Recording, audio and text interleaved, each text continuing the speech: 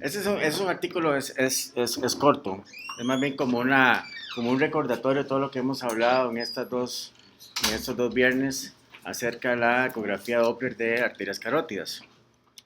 Es un recordatorio, como les había dicho hace 15 días, siempre aprenderse, identificar cuál es el espectro normal de la arteria carótida interna, que son espectros de baja resistencia.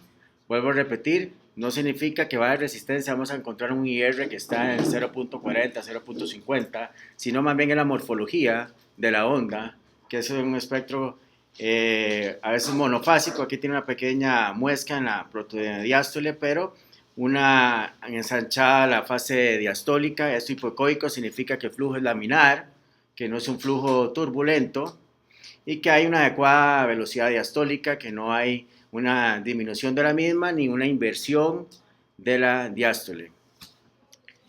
El espectro en la arteria carótida externa es un espectro de moderada resistencia, donde por lo general siempre tiene una muesca en la protodiástole.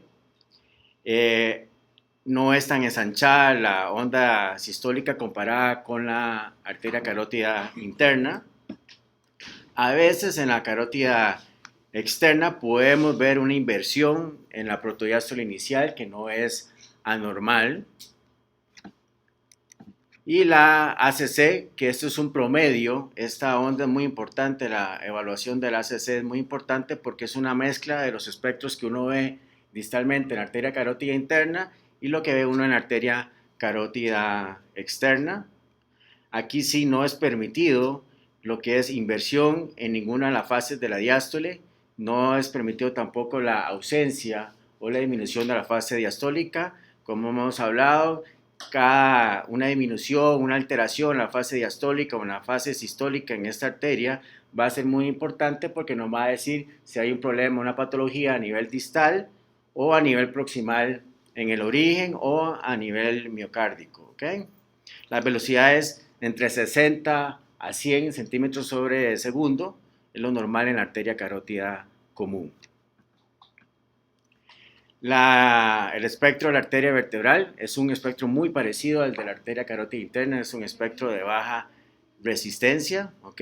Aquí la carótida, la arteria vertebral realmente en la escala de grises no es tan importante porque lo que uno evalúa es un segmento muy corto, generalmente a nivel de los agujeros intervertebrales.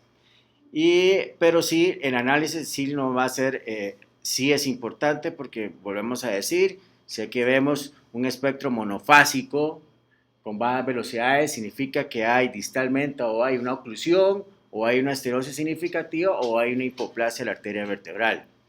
Generalmente la patología de la arteria vertebral siempre es en su origen en la arteria subclavia o en el ingreso en la porción V1 cuando ingresa a los agujeros, a las intervertebrales a nivel de C5, C6. ¿Okay? Pero ese es el espectro normal de la arteria vertebral. Las velocidades no están bien establecidas, generalmente se maneja por volumen, que la sumatoria, el volumen de las dos arterias vertebrales sea de 200 ml o más. ¿Okay? Vamos a empezar otra vez, alteraciones en la onda sistólica, el famoso espectro Tardus Parvus, entonces no hay un enlentecimiento y una disminución importante de lo que es la onda sistólica. Aquí ustedes ven que es un espectro monofásico donde no hay una separación, donde no se puede identificar adecuadamente lo que es la sístole y la diástole, es una sola onda donde el tiempo de aceleración, que es el tiempo que transcurre entre el inicio de la onda sistólica al pico de la velocidad sistólica, está aumentada, está pendiente. Y esto significa cuando uno ve un espectro Tardus Parvus, significa que hay un problema a nivel proximal. Eso es lo que significa. Hay un problema a nivel proximal que hay que identificar dependiendo del territorio vascular dónde está esta patología. Entonces, este Tardus Parvus sí tiene que saberlo identificar. A veces pasa que si técnicamente no manejan bien las escalas, entonces a veces si no disminuyen adecuadamente la escala, lo que se ve en X escala parece que es un Tardus Parvus, pero al mejorar técnicamente ya el espectro se hace normal. Entonces hay que tener mucho cuidado, ¿verdad? Con lo que se habló la doctora Araceli de las condiciones técnicas del Doppler, ¿ok? Porque si no, falsamente van a decir que es un Tardus Parvus y no lo era. Esto también era para, volvemos al anterior, en esto estábamos en la arteria, esto era en la arteria carótida común derecha, donde veíamos un tardus parvus. Cuando obviamente vemos tardus parvus en ambas carótidas comunes, tanto el lado izquierdo como el lado derecho, y entonces uno tiene que pensar en que el problema es más central que otra cosa, ¿ok?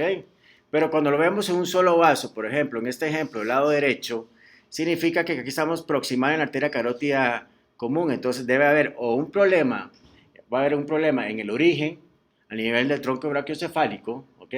Porque si vemos el otro lado normal, el otro lado, el lado izquierdo normal, encontramos ese espectro en la carótida común derecha, entonces inmediatamente no hay que complicarse, está en el origen de la arteria carótida común, que ya sea en el tronco brachiocefálico. En la siguiente diapositiva tenía un robo en la arteria vertebral derecha. Entonces ya nos dio tardus parvus en la carótida común, robo subclavio subtotal, aquí no es total todavía, entonces la estenosis estaba en el tronco brachiocefálico, ahí era donde trabaja la patología. Pero ven que eso es lo que, si uno se sabe analizar el conocimiento de las diferentes ondas, ya uno con 2 mediciones ya se dice dónde está el problema. Entonces usted mentalmente tiene que hacerse el esquema de dónde es las posibilidades de la patología. Este es otro, lo que les dije, si se observa un espectro tardus parvus en ambas ACC, ACI, ACI, en ambas arterias vertebrales, la estenosis es central. Lo más frecuente, la estenosis aórtica importante, pero también en estados de un bajo gasto cardíaco o en estados de una cardiomiopatía, también puede producirse esto, ¿ok? En las estenosis, cuando usted encuentra un sitio de estenosis, siempre la medición hay que hacerla lo más distal al sitio de la estenosis. Por ejemplo, la estenosis en el segmento proximal de la arteria carótida interna, si usted la medición la hace más distal en la carótida interna, ojalá cerca de la entrada en la base del cráneo, va a ser hemodinámicamente más representativo que si se hace inmediatamente después de la estenosis, ¿ok? Entonces es otro punto, ¿ok? Este es otro ejemplo para donde tenía en la carótida común derecha, carótida común izquierda, en la carótida común derecha, en la carótida común izquierda, y aquí también en la vertebral del lado izquierdo tenía espectros tardus parvus, y esto era que bilateralmente lo que tenía era una estenosis aórtica importante, ¿ok?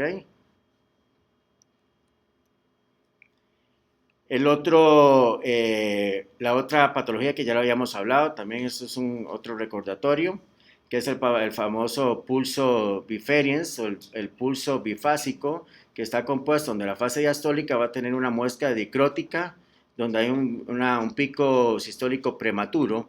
Realmente cuando uno encuentra esto y cuando ve alteraciones en la onda diastólica, si es bilateral, en al menos 2 vasos en forma bilateral, uno piensa en que es una insuficiencia aórtica, ¿ok? Entonces, eso también hay que reconocerlo, ¿ok?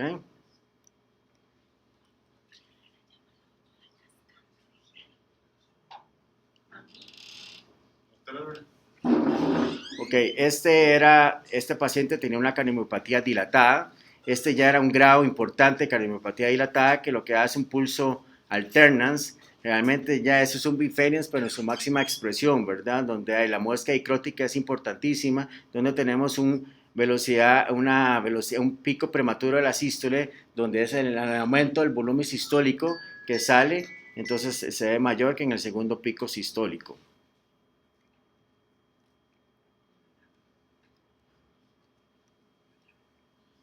Esto para entrar, entonces, cuando vemos, recordatorio, alteración en la onda sistólica tardus parvus, y lo vemos en las 2 arterias carótidas comunes, en las 2 arterias carótidas internas, en las 2 ACE y en las 2 vertebrales, no complicarse, la estenosis es central. A nivel cardíaco es el problema. Si la estenosis y el tardus parvus lo vemos en el origen, solo en la arteria carótida común derecha, usted dice, esto debe estar en el tronco brachiocefálico, me voy a vertebral, hay robo, listo, está el diagnóstico, ¿ok? Cuando hay alteraciones en la onda diastólica, si hay en la arteria carótida común una alteración, una inversión de la diástole o una disminución de la fase diastólica en las dos carótidas comunes, en las dos arterias carótidas externas y en las dos arterias carótidas internas, lo más frecuente, una ingurgitación aórtica, ¿ok? Si lo vemos solo de un lado, ahí es donde viene, si vemos la alteración de la diástole en un solo lado, como hace 15 días, entonces si vemos, por ejemplo, que solo en la arteria carótida común del lado derecho encontramos una disminución de la fase diastólica, una inversión de la fase diastólica o una inversión de la fase diastólica, el problema está arriba. ¿Qué vamos a pensar? Oclusión distal en la carótida interna o una estenosis significativa en la carótida interna. Esto nos obliga a ir a buscar adecuadamente en la arteria carótida interna. Esto es para mencionar lo que es el robo subclavio, ¿verdad? El robo subclavio significa cuando hay una insuficiencia en la arteria subclavia, realmente el 90% de los robos subclavios se dan en el lado izquierdo, es lo más frecuente, ¿ok? Pero significa que ese territorio vascular de la arteria subclavia, al estar insuficiente, el organismo trata de cómo suplir esa disminución del aporte de oxígeno en el brazo, entonces empieza a robarle a la arteria vertebral. Entonces por eso se llama robo subclavio, ¿ok? Hay 4 tipos de robo subclavio, eso sí hay que aprender a identificar cuál es lo que se llama desaceleración sistólica. Yo les había dicho que al principio que el espectro de la arteria vertebral es similar al de la arteria carótida interna, que es un espectro de baja resistencia. En el tipo, para que estés en el tipo 1, aquí vemos, tenemos que identificar, bueno, qué es la sístole, aquí estamos viendo, esto es sístole, esto es diástole, ¿ok? Entonces, cuando ustedes ven como la muesca que uno ve en la ingurgitación, en la insuficiencia aórtica, una muesca dícrota, una primera muesca donde esta muesca está por encima de la fase diastólica, eso es un robo subclavio grado 1, ¿ok? Esto es la desaceleración sistólica, ve que la sístole cae y aquí viene la diástole, entonces eso es una desaceleración sistólica, pero cuando esta muesca, el piso o el fondo de esta muesca está por encima de la fase diastólica, del valor de la fase diastólica, eso es un robo subclavio tipo 1. El tipo 2, que es el famoso conejito, es el mismo, ven aquí, tienen que empezar a identificar, esto es sístole, esto es diástole, aquí la muesca está por debajo de la velocidad diastólica, ¿ve? Del pico de la diástole, eso está por debajo, es un robo subclavio tipo 2, ¿ok? Esa es la desaceleración sistólica. El tipo 3, es donde la muesca llega a la línea de base, totalmente, esta es la diástole, entonces esta es la muesca, esto que estaba acá, esto que está aquí, esto está aquí, ya llegando a la línea base, es un robo subclavio tipo 3. Robo subclavio tipo 4 es cuando más bien la sístole se invierte, ¿ok? Totalmente una sístole invertida. Aquí la sístole es, en este lado que viene sístole, diástole, ¿ok? Bueno, aquí está sístole, esta es la desaceleración sistólica, está por debajo de la línea de base, y esto es la diástole, esto es un tipo 4. Tipo 5, la robo subclavio total es cuando una inversión de todo el espectro, ¿ok? Entonces, eso sí tienen que saber identificar. Entonces, no se les olvide, si la muesca por encima de la diástole, grado 1, si llega a nivel a nivel o por debajo de la diástole, un grado 2, si alcanza la línea base, grado 3, si sobrepasa la línea base, un grado 4, ¿ok? Esto es para decir por qué le decían al conejo, ¿verdad? Aquí están las orejas, el cuerpo, entonces eso es un grado 2, es el conejo. Entonces, esta es la sístole, esta es la diástole, esta es la desaceleración sistólica, ¿ok? Eso es un robo subclavio, es un grado 4 y ese es el robo subclavio total, totalmente en inversión. Uno puede inducir eso en el paciente si uno quiere. Entonces, si uno sospecha, entonces ustedes inflan, agarran un esfigmomanómetro y en el brazo que está afectado, la arteria subclavia, entonces aumenta la presión arterial, lo dejan unos 5 minutos y después lo suelta. Entonces, por hiperemia, por vasodilatación reactiva, necesita ese territorio mayor, entonces totalmente le roba la arteria vertebral y se hace un robo subclavio total. Entonces, una manera es para poder comprobar si lo que estoy viendo me parece o no me parece un robo subclavio. Entonces agarramos un sifenomanómetro, aumentamos la presión, la tensión arterial, unos 5 minutos, desinflo, entonces la hiperemia reactiva me va a hacer un robo subclavio total, ¿ok? Solo como un minuto, porque no que haga hiperemia. El otro, la internalización de la arteria carótida externa. En la charla pasada yo les dije el dibujo de la carótida externa y la carótida interna. Cuando hay una oclusión total, por ejemplo, una oclusión total de la arteria carótida común, entonces el organismo trata de mandarle que el cerebro le esté llegando sangre. Entonces necesita robarle a otros territorios para que se mantenga el flujo en la arteria carótida interna. Entonces lo que hace es que hacen una inversión o hace que la arteria carótida externa se internalice para mandar el espectro hacia la arteria carótida interna, ¿ok? Entonces, aquí era lo que la maniobra del cuándo investigar la arteria carótida externa, pero en estos casos sí, y hacer el tapping, lo que es el golpeteo de la arteria temporal, que en situaciones normales, el tapping, que es el flutter, que se puede ver en las dos fases, pero es más simbólico en la fase diastólica. En condiciones normales, al hacer ustedes tapping, lo va a ver tanto en la arteria carótida externa como en la carótida interna. Siempre lo va a ver en las dos. Pero cuando hay patología, cuando hay una oclusión de la arteria carótida interna, ese pulso no se va a transmitir a la carótida interna, entonces solo lo vamos a ver en la carótida externa. Porque no, pero es muy fácil saber que la carótida externa siempre es anterolateral y la carótida interna es posteromedial. No, no siempre es así. No siempre la carótida interna es posterior a la carótida externa, no, porque a veces da la vuelta, hace un loop y la carótida externa era abajo y después va hacia arriba. Entonces, no, la única manera a veces en condiciones patológicas saber que si ese vaso es externo o interno es haciendo el tapping. O cuando hay una oclusión de la arteria carótida externa, tampoco se va a transmitir ese pulso, ese golpeteo de la arteria temporal, que es rama de la carótida externa, al estar en la externa ocluida, eso tampoco se va a transmitir hacia la carótida interna. Entonces, realmente el tapping es para condiciones patológicas. Aquí era porque cuando tenemos una oclusión de la carótida común, entonces necesitamos saber, y usted, que estoy viendo espectros de baja resistencia, ¿qué será la carótida externa? ¿Qué será la carótida interna? Entonces, con el tapping uno dice, mira, eso es lo que el vaso que estoy explorando, es la carótida externa. ¿Ok? Entonces, eso es lo que nos ayuda. Obviamente, con el color, si ustedes tienen el vaso en un grado de inclinación adecuado y interpretando la escala de colores, estoy viendo que cuando hay internalización, entonces estoy viendo que un vaso me va con un color que se está alejando del transductor y el otro vaso se está acercando al transductor. Entonces, ya ahí ustedes comienzan. Y en escala grises, sí, no ven flujo en la carótida común, entonces ya van sospechando qué es lo que están observando o analizando. Entonces, todo es un conjunto, ¿verdad? Entonces, con el orden, análisis, corte transversal, eje longitudinal de los vasos, después en escalas grises, ya colocación de color, si hago análisis primero en la carótida común y no veo flujo, me voy para arriba, entonces todo eso les va a concluir, que puedan hacer una conclusión adecuada de qué es lo que la patología están observando, porque si hacen un desorden mental del análisis, si se van, primero hago la carótida interna, después la vertebral, de último la ACC, entonces es un desorden. Tienen que tener un orden mental de cómo hacer el análisis, ¿ok? Es lo que les decía, alteraciones de la onda diastólica. Si vemos que al menos dos vasos en forma bilateral, con ausencia o inversión del flujo diastólico en la ACC, la posibilidad es que sea una ingurgitación, una insuficiencia de la válvula aórtica.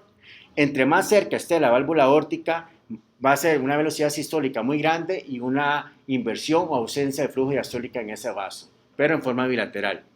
Ya distalmente en la carótida interna, ustedes pueden ver que hay una recuperación de la diástole, ¿ok? Esto es para decirles, era un ejemplo. Esto era en las dos, en la arteria carótida común del lado derecho, en la arteria carótida común del lado izquierdo, donde vemos que hay una protodiástole invertida, una mesodiástole anterior y una telediástole invertida en los dos vasos, ¿ok? Entonces, al menos dos vasos en forma bilateral, la posibilidad es que el problema es central, esto es una insuficiencia aórtica como primera posibilidad. Distalmente, aquí tenemos otro tipo, aquí tenemos, vea que aquí solo hay una inversión en el lado derecho de la carótida común, en el lado izquierdo hay una inversión también de la diástole, pero ya aquí era para decirles que ya tanto en la carótida interna del lado derecho como en la carótida interna del lado izquierdo hay una recuperación, ya vemos que hay ya hay flujo diastólico, Pero aquí hay el pulso bifásico, un biphasians, ve que aquí está el pico sistólico prematuro, una onda, una muestra dicrótica, y la otra fase, el otro pico, el segundo pico sistólico.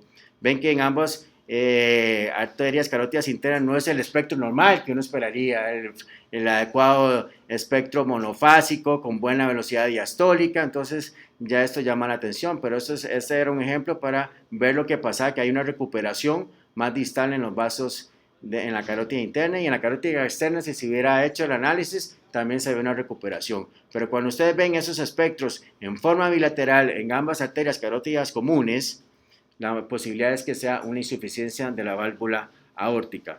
Hay una excepción, bueno, no hay una excepción, hay otro caso, otra patología en los pacientes que acaban de tener un evento vascular. Aquí tenemos un infarto importante en el hemisferio derecho con herniación de parte del hemisferio. Entonces, ¿qué pasa esto? Cuando sucede esto, hay un aumento de la presión endocraniana, ¿okay? Intracraniana. Entonces, eso va a limitar la entrada del flujo, sobre todo el flujo diastólico. Entonces, aquí teníamos que en ambas arterias carótidas comunes teníamos ausencia de la fase, aquí había una disminución, aquí había una inversión de la protodiástole en la arteria carótida común del lado derecho, y aquí había una disminución. Pero vemos también que en la arteria carótida común del lado, este era el lado izquierdo, había también una disminución. Si no hubiéramos ido a la carótida común, a la carótida interna del lado derecho, esta es la del lado izquierdo, del lado derecho, también hubiéramos encontrado. Entonces esto junto con la clínica son hallazgos normales en los días posteriores a un evento vascular cerebral agudo. ¿Okay?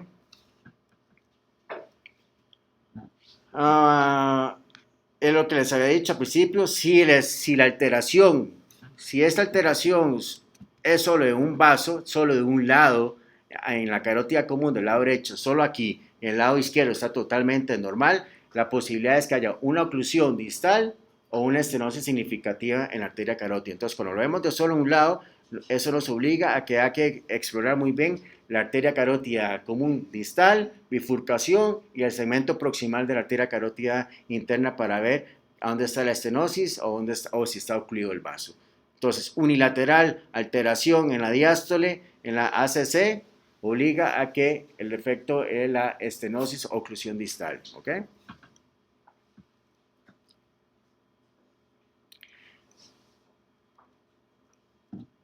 Este era para un ejemplo, este era en el lado derecho. Este es el análisis espectral en la ACC del lado derecho, donde tenemos una inversión. Esta es una onda totalmente anormal. Hay una inversión de la diástole. Se fue a la arteria carótida interna de ese ipsilateral del mismo lado y vemos un espectro monofásico, totalmente con velocidades sistólicas bajísimas. Se les puso el power y se ve una zona de estenosis importante, significativa. Vea que el jet de flujo es mínimo después de la estenosis. Esto, aquí aunque uno no vea flujo al power, uno no puede decir por Doppler de que eso está totalmente ocluido. Hay que tener mucho cuidado, porque en esos casos, cuando hay una estenosis muy significativa, a veces uno solo ve al power, al color no ve nada, al power no ve nada, y uno dice, está ocluida la arteria. No, hay que tener cuidado, porque a veces se le hace la angiografía y hay un paso filiforme del medio de contraste. Entonces, son pacientes que si tienen una oclusión ya no son candidatos a hacer una endarterectomía. Pacientes ocluidos totalmente hay que hacer cirugía abierta para. Entonces, yo lo que pongo es que al Doppler no le veo señal, ¿okay? No le veo señal, pero no significa de que no esté totalmente ocluida. En este caso no había una oclusión total, está casi un grado subocluido porque distalmente todavía un paso filiforme. Pero a veces uno no ve nada de flujo, entonces hay oclusión y se hace una angiografía y hay un paso filiforme en el paciente. Entonces hay que tener cuidado. Esos son casos misceláneos que se pueden enfrentar a uno. Yo solo he visto uno que le tenga un balón de contrapulsación aórtica. Solo he visto un caso que me llegó, que si uno no está familiarizado, se topa y dice, ¿qué es lo que estoy viendo? Entonces, eso significa, el balón de contrapulsación aórtica el médico tratante lo puede regular si cada latido, eso significa esta parte que vemos 2 ondas sistólicas, para decirlo, para que me entiendan. Eso significa que cada 2 latidos el balón se estaba inflando. Entonces, esta es la parte de la sístole, y cuando el balón se desinfla, cae una inversión de la diástole. Entonces, cuando usted ve en este espectro acá, entonces dice, y eso lo ve en forma bilateral, lo va a ver en los 2 vasos, entonces ya se lo orienta uno. Entonces, pero cuando hay una contrapulsación aórtica, así se ve. Perdón, ¿eso lo ponen en qué caso? ¿Para qué? Ya con pacientes que están chocados, a mí me llegó, pero era para un Doppler de arterias renales, igual se veía así. No puede evaluar uno ahí, ¿verdad? Nada, es que nada, no se puede sacar nada más. Pero eso es para decir que cuando desinflan el balón, la diástole es invertida, y este era cada 2 latidos que el balón estaba inflado. ¿Okay? Otro caso, las disecciones aórticas. Ok, las disecciones aórticas. Tema. La causa número 1 en pacientes jóvenes de problemas de eventos cerebrales vasculares agudos son disecciones aórticas. Es una de las etiologías que hay que tomar en cuenta. Hay pacientes con ciertas patologías, síndrome de Marfan, Ehlers-Danlos, pacientes con fibrodisplasia, o pacientes por trauma. Bueno, aquí llega mucho trauma, ahora heridas de arma blanca, entonces hay que tomar en cuenta. En 2D, a veces usted puede ver el flap, donde está el flap de disección en la arteria carótida interna o en la carótida común, y puede ver los 2 lúmenes, pero a veces no se ve. Okay. Cuando ustedes colocan el Doppler al análisis de un vaso de la arteria carótida interna que están sospechando, paciente con trauma, y le vieron en escala gris que tiene un flap ahí, no hay un espectro patognomónico para disección. El espectro puede tener inversión de toda la diástole, velocidades picos sistólicos disminuidas, flujo bidireccional como sucede en los pseudoneurismas. No hay un espectro específico para disección. Pero, sobre todo aquí, entonces en trauma, a veces hay una foto. Si me llega la otra foto. No. Donde en la escala grises, bueno, aquí sí es esta misma. Entonces aquí era la carótida común, la carótida interna, y se veía el flap de disección, ¿ok? Entonces se veía flap. Obviamente, si uno no está familiarizado y todo, tampoco es que es de libro que uno va a ver el flap como se ve en el TAC y todo, no, a veces, sí, solo en los libros, a veces es imposible verlo. O muchas veces ya el paciente llegó con el flap y hace un hematoma. Entonces usted no ve nada, dice, hijo de... Entonces más que todo la clínica lo va a ayudar. Pero si el caso que uno lograra y pudiera mágicamente colocar y ver flujo en los 2 lúmenes, en el falso, en el verdadero y todo, hacen un análisis espectral, eso es lo que va a salir totalmente, ondas irregulares, va a haber con ondas acerradas, como con flutter, inversión de la diástole, bidireccional, no hay ningún flujo específico. Es una disección aórtica con hematoma. ¿Ok? Aquí entonces ya hizo la disección, hizo un hematoma. ¿Ok? ¿Cómo se va a comportar la disección aórtica con hematoma? Se comporta igual que una estenosis significativa. Ustedes hacen el análisis y tiene aumento de la velocidad sistólica y todo. ¿Qué es lo que va a orientar? Bueno, claramente en las placas los segmentos son muy cortos. En la disección con hematoma es un segmento muy largo del afectado, y generalmente no se ven calcificaciones. En pacientes jóvenes con un trauma, entonces se ve la zona estenótica en un largo trayecto del vaso, y entonces uno dice, y el clínico lo está sospechando, el paciente viene con dolor, y entonces podría hacer una disección con hematoma. ¿Okay? El análisis es como si fuera una estenosis significativa. La fístula arteriovenosa, sobre todo en pacientes con trauma o en pacientes con Rendu-Osler-Weber síndrome, que hacen telangiectasias y fístulas arteriovenosas en cualquier parte del cuerpo. Entonces, esto es muy bonito porque uno ve los 2 vasos. Entonces, usted ve la arteria nutricia que entra, que tiene espectro de baja resistencia, y la vena comprometida tiene un flujo venoso arterializado, ve que es un flujo muy pulsátil, acerrado totalmente, y totalmente el ruido de la vena cambia, es un ruido donde está entrando la arteria, ¿ok? Entonces, cuando ustedes sospechan por clínica, ven el brazo y se ve una zona mosaico de color, porque la arteria con mayor presión está entrando en la vena, entonces se ve el mosaico de color, y analizan la parte distal del vaso y ven ese flujo venoso, la parte proximal del vaso, la arteria nutricia, y ven un flujo de baja resistencia. Esa es una fístula arteriovenosa. Yo he visto varias, pero digamos en riñón, cuando han hecho biopsias y quedan fístulas ahí arteriovenosas. El pseudoneurisma secundariamente a trauma, o cuando han hecho un procedimiento, una endarterectomía o colocar un stent en la carótida, entonces se puede formar el aneurisma, como en todos los pseudoneurismas. Uno en escala grises que normalmente hace el diagnóstico, a veces se mide el cuello, en el cuello uno iba a ver qué es el yin yang, que entra flujo, donde va una parte roja, una parte azul y donde sale por el cuello. Si uno mide aquí el flujo del espectro, es un flujo bidireccional, flujo que entra y sale. Pero lo que más va a orientar es en la escala de grises, donde uno ve, donde usted sigue el vaso y ve otra lesión, por decirlo así, una lesión quística. De hecho, cualquier lesión quística que uno ve en cualquier parte del cuerpo, yo siempre les coloco Doppler y todo para ver, porque a veces realmente, mira, es un quiste, no vieron nada. El riñón, cuando usted vea un quiste, ¿no? Después de una biopsia y todo, intraparenquimatosis, hay que ponerle Doppler, o si uno lo ve en el hilio hepático y todo, porque después de biopsias y todo, porque puede ser un pseudoneurisma. Entonces, realmente en escala de gris, aquí lo vemos mucho en las guardias, después de los cateterismos por acceso femoral, que lo mandan para descartar, a veces se ve, no, a veces se ven pequeñitos, a veces se ven grandes, y ustedes colocan el color y ven el signo del yin yang, y colocan el espectro, el análisis espectral, y ven un flujo inflow, outflow bidireccional, ¿ok? Esta era la última. Bueno, ¿alguna pregunta de las charlas de carótidas? ¿Les quedó claro?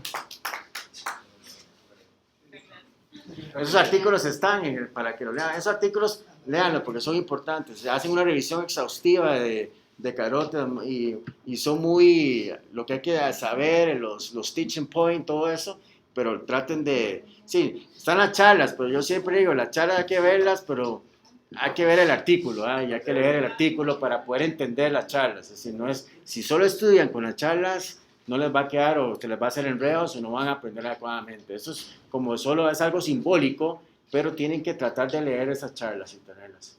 Sí, más o menos rescatando algo muy valioso, digamos, que es lo que yo diría que es como el principio cuando vas a hacer que lo has repetido varias veces hoy, que es que uno empieza y no logra sacar un espectro normal, no lo logra. Siempre algo ahí que no parece el que tendría que ser.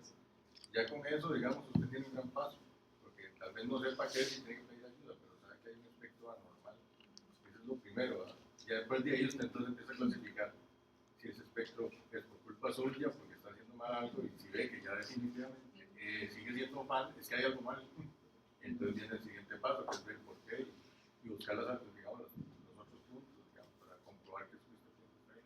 Pero eso que decías, esto es totalmente anormal, que es fundamental, porque si no se va con que le logré sacar el flujo y más o menos. Es que hay mucha sensibilidad para imagen de El Doppler, yo les decía, las guardias, yo hacía que las guardias, cuando está muy tranquila, que el paciente viene por X, por abdomen, todo el paciente se va a sentir feliz porque le voy a hacer de todo, el paciente está contento, entonces agarran tranquilamente, soy un domingo, está tranquilo, y hago cuello, y hago carótidas. Nadie los va a estresar, pueden durar 1 hora con ese paciente para que aprendan el muñequeo, porque eso es el poder, la parte técnica, el Doppler, sacar el vaso y angular adecuadamente el vaso cuesta, no es sencillo, y hay cuellos de cuellos, hay cuellos muy bonitos como hay cuellos que son difíciles para poder hacer el análisis. A pesar de que todos los equipos tienen ahora que usted angula la imagen en 2D, no es lo mismo que usted haga el muñequeo. Porque muchas veces no sacan el espectro porque es que no tienen una buena angulación del vaso. Entonces le aumentan escala, aumentan color y no sacan un buen espectro, pero es porque técnicamente el vaso no tiene una adecuada angulación. Pero la angulación solo lo logran practicar, practicar y practicar. Guardias o un paciente está tranquila y voy a hacerlo, pero es la única manera. Porque si no, y estar haciendo Doppler, porque si no hacen Doppler, cuando les toque es donde vienen los enredos. Entonces, eso es decir, mi consejo es en las guardias, tranquilos, hagan Doppler y nunca dejen, sí, tienen que estar haciendo y haciendo y haciendo y haciendo para que logren mejorar la técnica. Eso es de todos los días, como todo en ultrasonido. Algo que tal vez que va ahí, cuando uno mide la estenosis, se mide en la estenosis o cerca de la estenosis. Los cambios distales son los que se van viendo mejor todavía distal, digamos, si usted tiene una estenosis aórtica, vas a ver más cambios en la carótida interna que en la carótida común. O sea, entre más aleje de la estrechez o de la induritación, vas a ver más cambios en la onda. Pero para medir la estenosis se mide en el sitio de estenosis, ¿verdad? En el sitio de la estenosis. Y la carótida interna con el consenso. La carótida común, como González, eso tienen que usar la relación. No pueden aplicar lo del cuadro aquel en la carótida común porque son dos cosas totalmente diferentes. Eso fue hecho por la carótida interna nada más.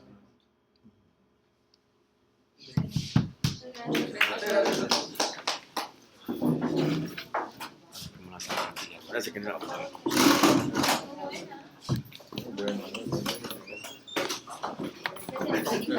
Ah, está bien. Espera. Y yo para arriba, ¿verdad? Todo, el libro de todo.